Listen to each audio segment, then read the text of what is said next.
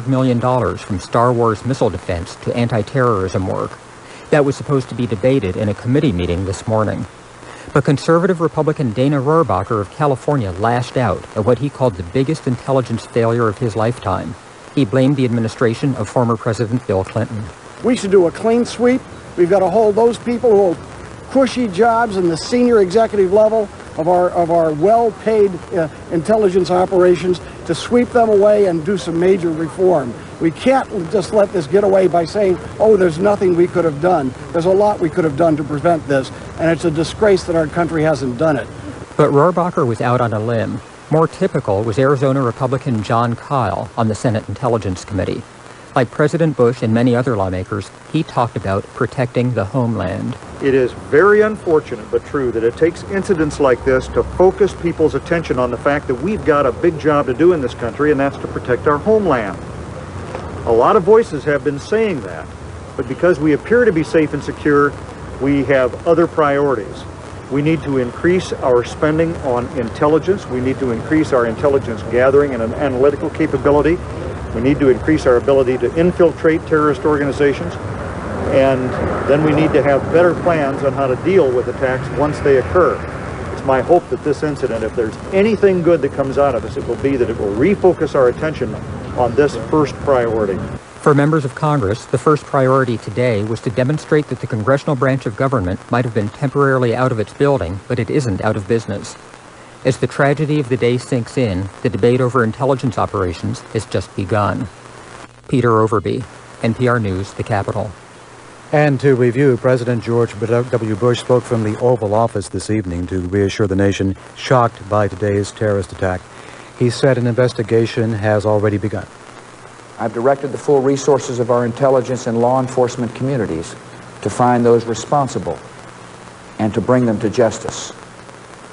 We will make no distinction between the terrorists who committed these acts and those who harbored them. I appreciate so very much the members of Congress who have joined me in strongly condemning these attacks. And on behalf of the American people, I thank the many world leaders who have called to offer their condolences and assistance. President Bush speaking this evening at the White House.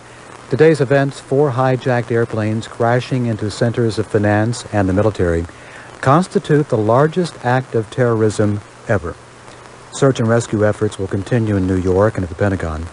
Numbers of the dead and injured are not yet available, but police in New York say those numbers will be in the thousands. We'll be following the story throughout the night. You're listening to special coverage from NPR News.